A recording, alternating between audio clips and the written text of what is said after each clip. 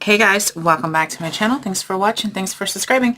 We are here today with a custom size box for the larger size of the Tajin seasoning. So this was the small one that I did last month. I spotlighted the spotlighted? I don't know. The Taco Fiesta stamp set from Stampin' Up, and I made this box that holds the 1.6 ounce of Tahi seasoning, and somebody put in the comments that they would need a box for the bigger sizes, and I don't know if she was joking or not, but I figured why not. So I went to Walmart and I measured the boxes because I don't need that much Tahi seasoning, and I made the boxes. Then I brought the boxes to Walmart and made sure that they fit, and they do. So you're going to need your 12 by 12 paper for this one, for both of them, okay? We're going to do the smaller one first. This is for the 5 ounce. Now again, I did not buy the Tajin seasoning, so I can't show you, but the boxes definitely fit. So this is for the 5 ounce size, and it roughly measures 6 by 2 by 2. And so you need a piece of paper that is 10 by 11, which, oh, here it is. I didn't know what I did with my scoreboard.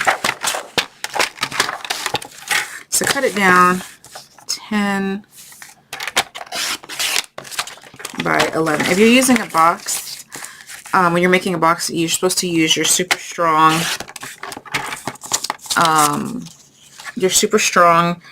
cardstock or paper. This one, I'm just making this just to show you guys, and then I'm going to put little hair ties in it for Easter, so they're going to be super light. Save your pieces because you're going to use this, okay? So just put your other pieces aside. You're going to use them if you're going to make the 14 ounce box. Okay, so on this one, we're going to go ahead and score. Did I just say on the 10-inch side? Let me make sure that's the correct one. Nope. So on the short side, make sure you put your 10 inches on the top. We're going to score it at every 2 inches. So on the short side, every 2 inches. So you're going to score it at 2, 4, 6, and 8. Okay. Now we're going to rotate it to the long side, and we're going to score it at half an inch. Why did I do such a small measurement? Oh well. Half an inch and 2.5 on both sides. Just rotate your paper, and half an inch and 2.5. Okay. Alright. We're done with our paper trimmer. You're done with your scoreboard. You have all your score lines in here. Okay, so go ahead and turn your paper to where your half an inch side is over to the right. This is just how I'm going to do it. Same as always. We don't need this. We don't need this. We don't need this. We don't need this. Same over here. We don't need this. We don't need this. We don't need this. We don't need this. Okay.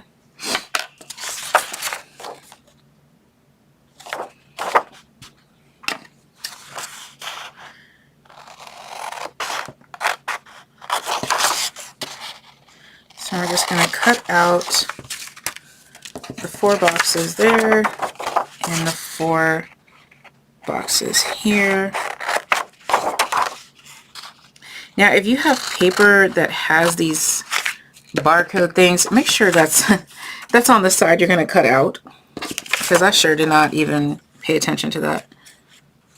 I think I usually tell you guys to put your half an inch on top. It doesn't matter. You just need to cut off those panels, okay? And then you're gonna miter your sides. You guys have seen me make these boxes 1,000 times, so you should know. Now you're just gonna go ahead and cut up your score lines. And you're going to cut off about roughly half for your tabs. Okay. And again on the other side, you're going to cut up your score lines. Cut off half. I forgot to miter. There we go. I cut that off. Miter your squares, your little tabs. And yes, you're going to corner round. Oh, that one I cut way too much off. That's okay. You're going to corner around your middle flat, but I need to go ahead and miter these here. Okay. Almost done. Then we're going to burnish. We're going to corner around. We're going to glue. Okay. Corner around. I use the 1/4 inch side.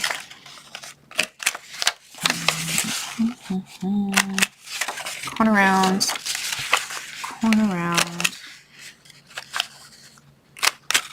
Somebody corner around their flaps instead of mitering them, and they worked out for them, but it never works out for me, so I just miter. Alright, now go ahead and varnish your lines.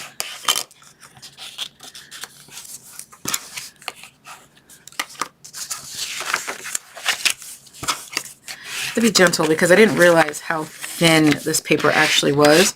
But this is just some extra scrap paper that I didn't particularly need for anything, so this is just going to go to the kids with something super light in there, maybe some like light candy or something like that. I don't know. I know one I'm putting hair ties in. So, okay. Alright, so we're good. You can glue or tape. This is just, if you go back to starting position, I just folded this in. And I'm going to glue. You want to make sure you get all the way up to the edges. Then just go ahead and lay flat.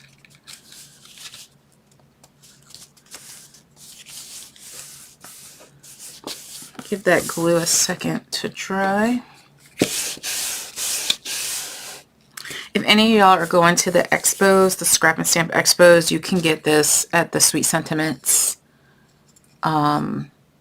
booth.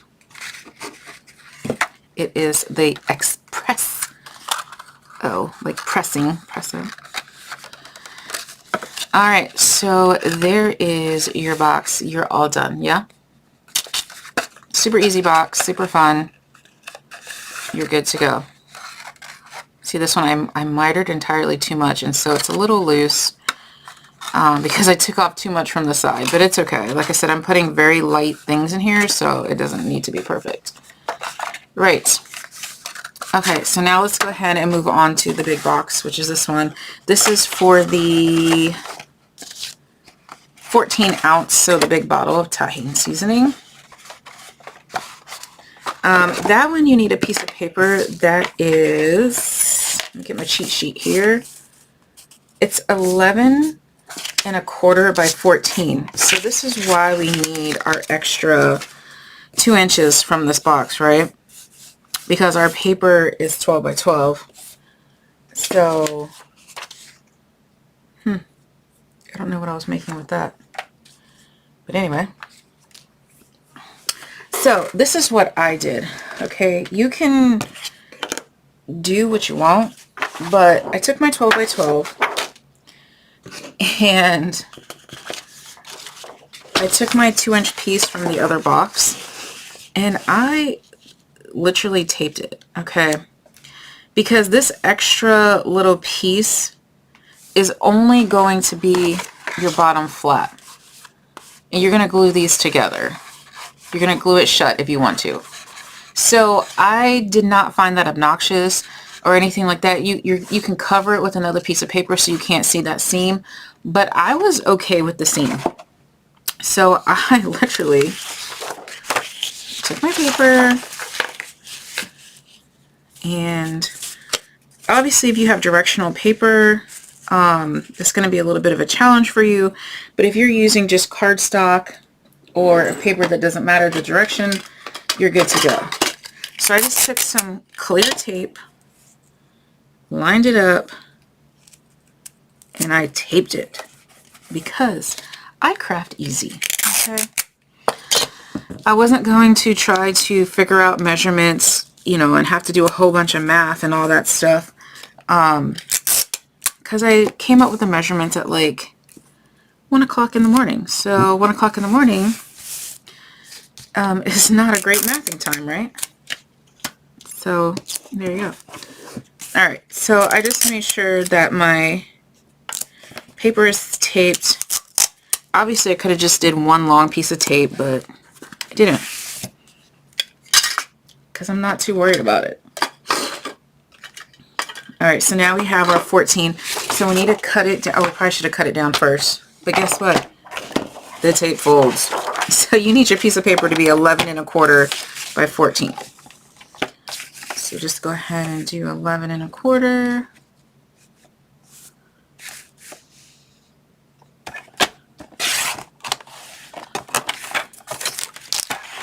And we already have it by 14.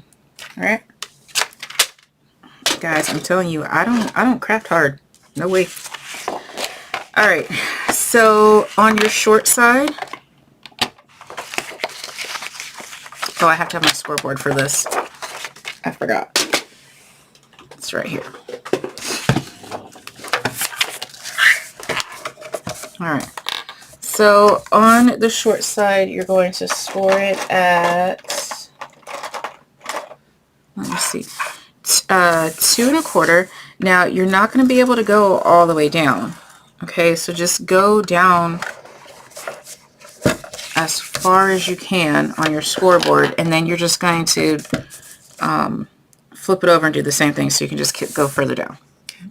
So 2 1/4, 4 1/2. We're going to go all the way down as we can. 6 3/4. And 9. Okay. Now all I did was just flip mine up like this and just did the same thing. So 2 1/4, just so that way my lines matched. And then 4 1/2, and then 6 3/4, and then 9.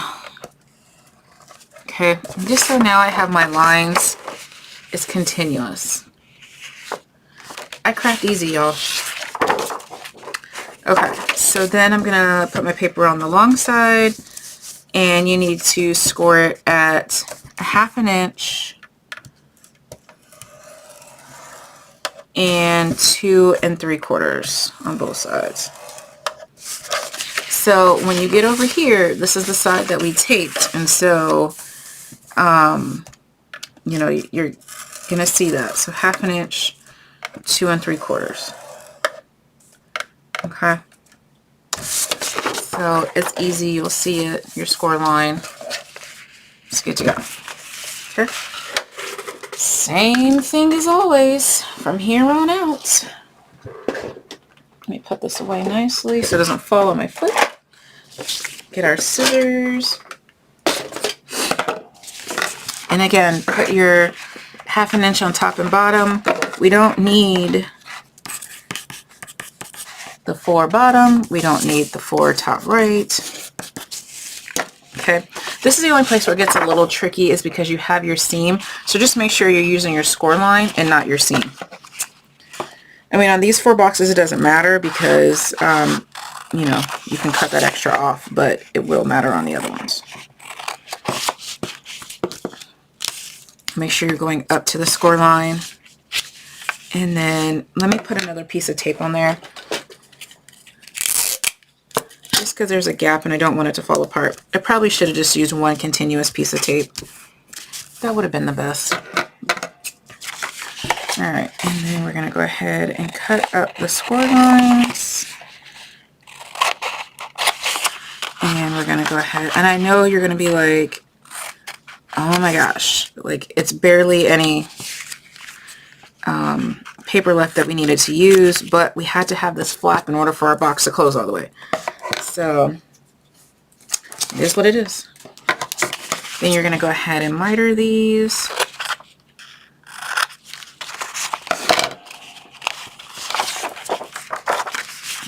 Miter. Okay. And you're going to do the same to the other side. Flip it around. Cut off your 4 boxes. They're technically on the right hand side. Well, right now they're going down the left, but cut up your score lines. Cut off half. Miter. Miter. Cut off half.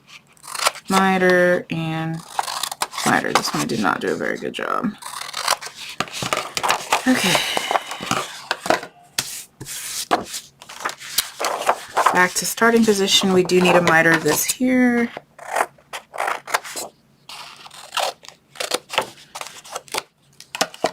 And we need to burnish, making sure you're burnishing your score line and not your taped line. Okay. Same thing with this one. Your little 1/2 inch. I need 2 corner rounds.